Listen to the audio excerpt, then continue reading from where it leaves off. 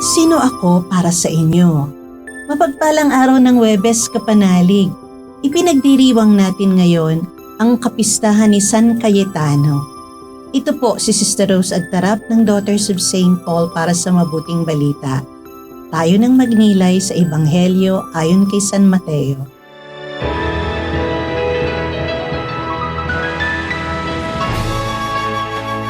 Pumunta si Jesus sa may dakong Cesarea ni Filipo. Tinanong niya ang kanyang mga alagad, "Ano ang anak ng tao para sa mga tao? Sino ako para sa kanila?"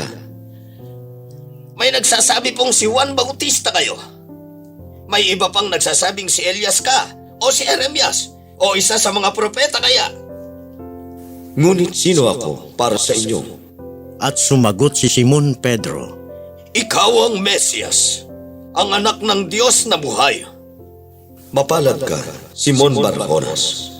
Hindi nga laman at dugo ang nagbunyag sa iyo nito, kundi ang aking amang nasa langit. At ngayon sinasabi ko sa iyo, ikaw si Pedro. At sa batong ito ko itatayo ang aking iglesia, at hinding-hindi ito madadaig ng kapangyarihan ng kamatayan.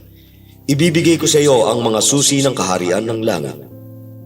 Ang itali mo dito sa lupa ay itatali rin sa langit, at ang kalagan mo dito sa lupa ay kakalagan din sa langit. at inutusan niya ang kanyang mga alagad na huwag sabihin kanino man na siya ang Mesiyas. Mula sa araw na iyon, ipinaalam ni Hesukristo sa kanyang mga alagad na kailangan siyang pumunta sa Jerusalem. Pahihirapan siya ng mga matatanda ng mga Hudyo, ng mga punong pare at ng mga guro ng batas. Papatayin siya at muling babangon sa ikatlong araw. Dinala naman siya ni Pedro sa isang tabi at sinimulang pagsabihan, Huwag sana, Panginoon. Hindi ito pwede. Ngunit hinarap ni Jesus si Pedro at sinabi sa kanya, Sa likod ko, Satanas, at baka mo pa ako tisurin. Hindi sa Diyos galing ang iyong iniisip, kundi mula sa tao.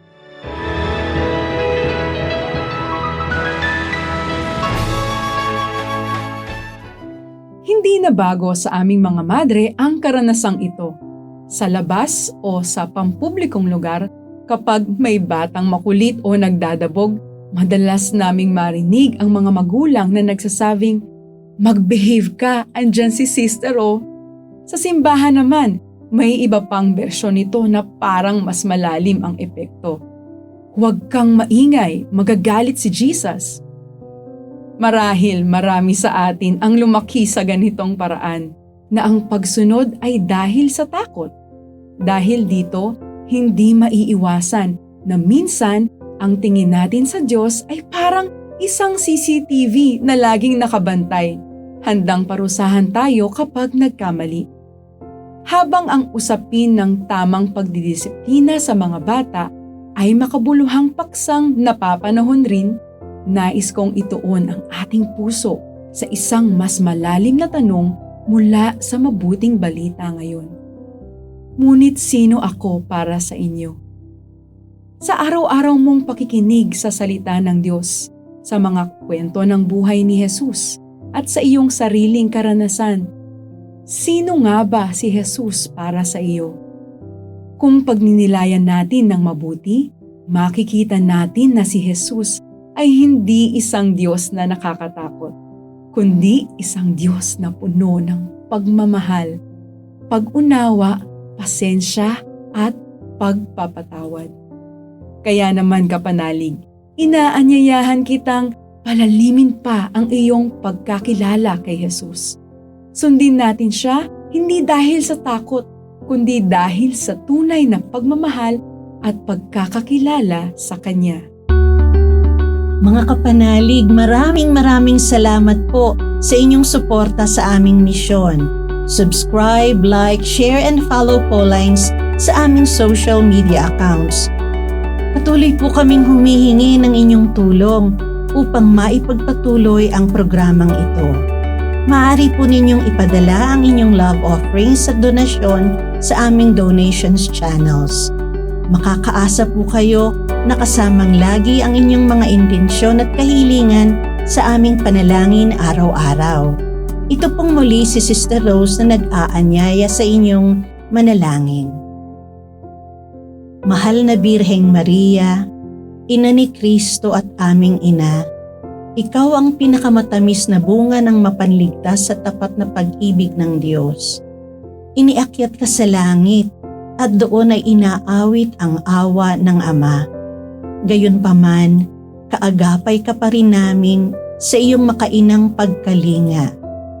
O Maria, Ina ng Simbahan, iniakyat ka sa langit na ating tunay na tahanan at iniluklok bilang reyna sa kanang kamay ng iyong anak.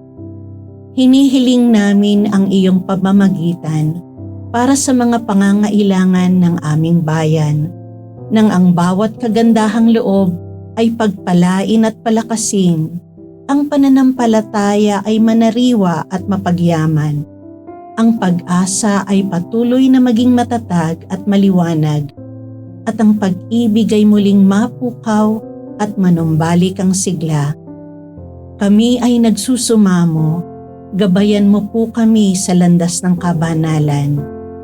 Maria, aming Ina, balutin mo ang lahat sa iyong pangangalaga at ilapit kami sa iyong minamahal na anak, si Jesucristong aming Panginoon. Amen. We are here to provide a new way of communicating and proclaiming the gospel.